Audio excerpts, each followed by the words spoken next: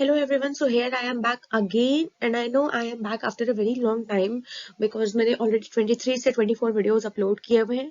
So I was waiting कि अभी मतलब अगर आप लोग देख रहे हो तो continuously ये 23-24 वीडियोस देखो और बीच में मेरे प्रैक्टिकल्स वगैरह और थोड़ा सा एग्जाम्स वगैरह भी थे. So that is why I took a break from YouTube, but now I am back and oftenly I will be uploading video from now onwards. So without wasting time आज हम लोग स्टार्ट करते हैं एक बहुत ही इम्पॉर्टेंट येट यूजफुल कंसेप्ट से, जो कि है a few organic compounds, important organic compounds used in our daily lifes. अब जैसे कि हम लोगों को ये तो पता है कि जो कंपाउंड्स होते हैं, ऑर्गेनिक कंपाउंड्स होते हैं, वो हमारे डे टू डे लाइफ में काफी यूज आते हैं.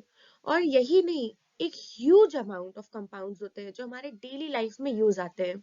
एक ह्यूज अमाउंट ऑफ कंपाउंड्स का मतलब कि अगर आप अगर आप कुछ खा रहे हो, ठीक है, फूड आइटम आप इंटेक कर रहे हो, उसमें क्या है, ग्लूकोज है, that is a form of hydrocarbon. ठीक है. अगर आप कोई भी दवाई इंटेक कर रहे हो, उसमें कार्बन, नाइट्रोजन, ऑक्सीजन प्रेजेंट होता है. अगर आप टेबल शुगर ले रहे हो, दैट इज सुक्रोज, है ना. तो वो भी क्या है, carbon and hydrogen and oxygen की बॉन्डिंग्स है ना. तो basically organic chemistry is present everywhere. Like if we are taking in oxygen, वो भी क्या है, ऑक्सीजन हमारा इन्वॉल्व है उसमें. ठीक है. तो हर चीज में ऑर्गेनिक केमिस्ट्री है. ठीक है. Where we eat, whether we sleep और whether we see, everything involves the organic chemistry.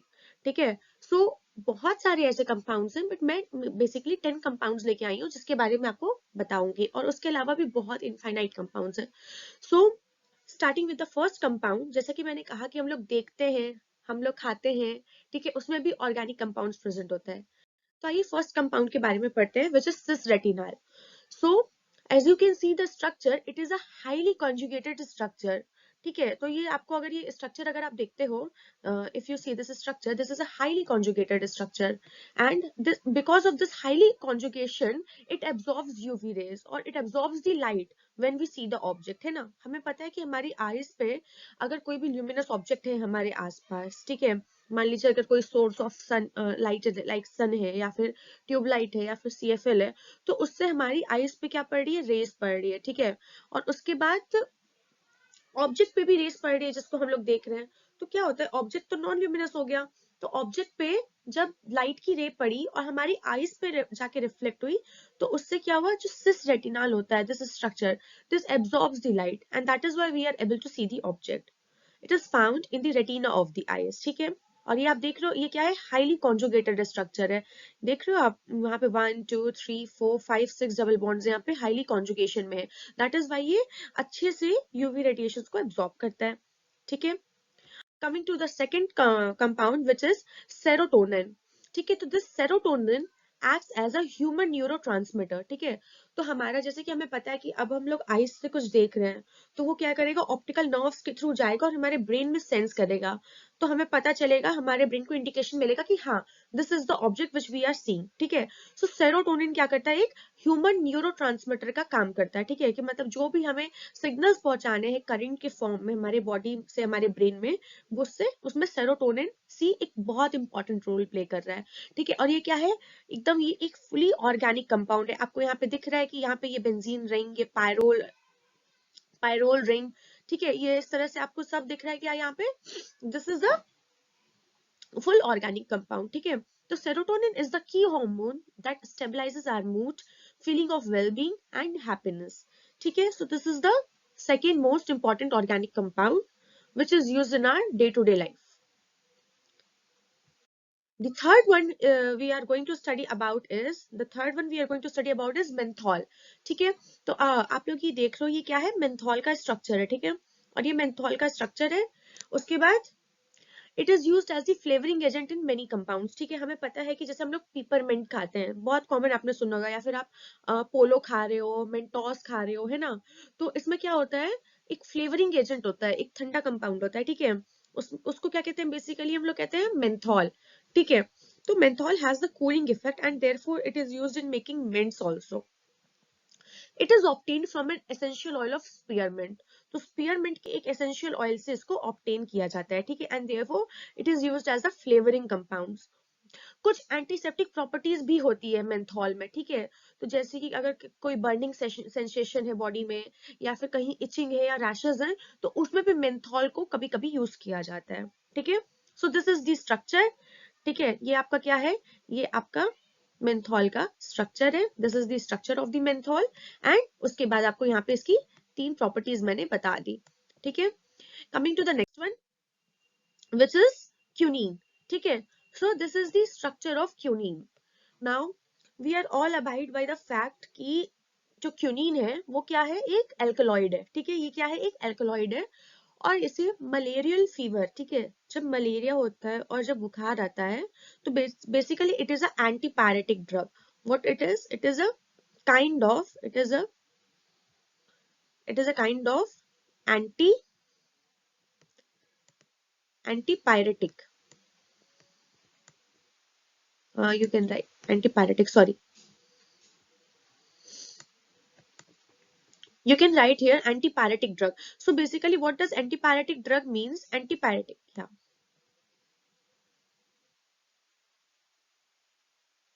okay, we can write in the next one. This is an antipyretic drug. So antipyretic drug means like कि वो drugs जो बुखार या फिर fever मतलब जो है उसको ट्रीट करने के काम आता है। So it is obtained from the bark of cinchona tree, ठीक है। एक ट्री होती है चिकोना ट्री, जिसको हम लोग जीसूट्स ट्री भी कहते हैं। उससे ये क्यूनिन को क्या किया जाता है, ऑब्टेन किया जाता है। It is used for the treatment of malarial fever. Actually अभी मेरे पास राइटिंग पैड नहीं है, तो that is why it was difficult to write. So I hope you have got the point which I have told. So basically this is quinine, आप यहाँ देख सकते हो। ये हाईली, ये क्या है, क्यूनिन, ये जो स्ट्रक्चर है, ये बेंजीन है, इसके साथ ये पिरिडिन, इसको हम लोग कहते हैं क्यूनोलीन। इस कंपाउंड को, इस जो ये है ग्रुप है, इसको हम लोग कहते हैं क्यूनोलीन, ठीक है। और इस क्यूनोलीन से ऐसे बॉन्ड्स अटैच है, and this whole is the structure of quinine, okay. तो नेक्स्ट हम लोग पढ़ेंगे क्या है हमारा, रैनिटिडीन। अब आपने कई बार सुना होगा कि जैसे लोगों को क्या होता है कि पेट में, we are all abide by the fact कि हमारे पेट में HCl होता है, hydrochloric acid, which is found in the lining of our stomach, ठीक है। तो उससे क्या होता है, स्टमक में जो HCl प्रेजेंट है, कभी कभी अगर उसका कॉन्सेंट्रेशन बहुत ज्यादा हो जाता है, मतलब H+ वैल्यू काफी ज्यादा हो जाती है उसकी, तो उससे क्या होता है कि एसिडिटी हो जाती है। और एसिडिटी होने का से क्या होता है हमें कि it is a kind of heart burn, indigestion and acid reflux होता है, ठीक है। तो इस सब को ट्रीट करने के लिए जो टैबलेट यूज किया गया, जो एनालिसिस यूज किया गया, that is the ranitidine, okay. तो ranitidine is a medicine that reduces the amount of our acid that our stomach makes, ठीक है। तो ये क्या करता है, ये कंट्रोल करता है बेसिकली। आप यहाँ पे देख रहे हो, ये क्या है, ये फ्यूरान रिंग है, ठीक है। और यहाँ पे क्या है, ये NCH3CH3, then this is the long chain of sulfur, uh, the sulfur is attached here, the nitrogen groups are attached here, है ना।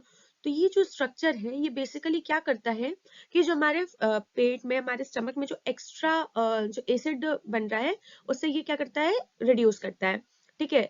It is use for indigestion, heart burn and acid reflux, gastro oesophageal reflux disease, GORD, है ना। And it is also use to treat ulcer.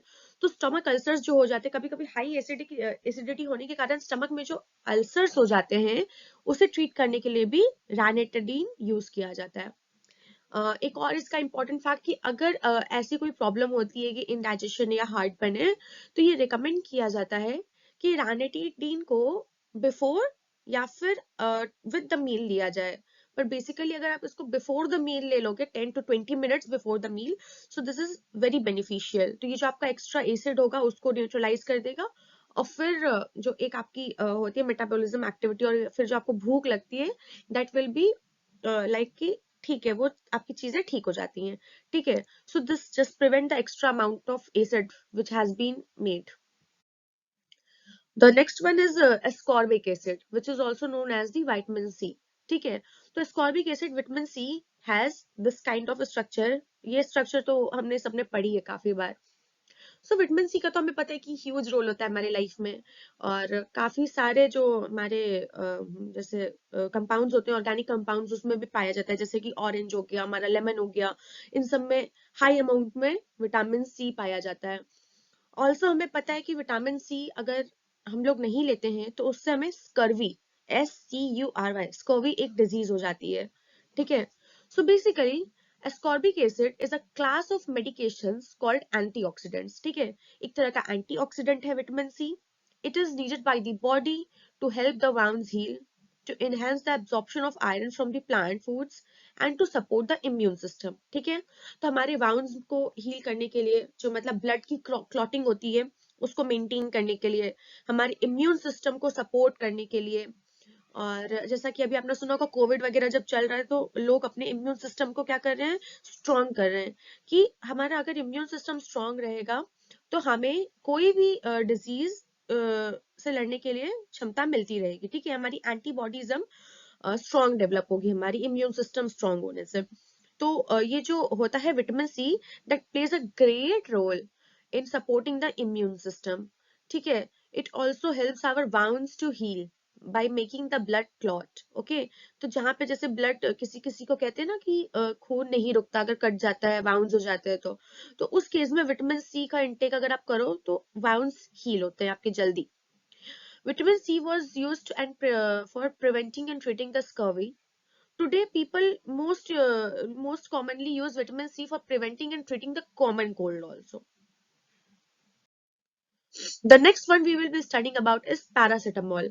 So we know that paracetamol is also known as acetaminophen. ठीक है?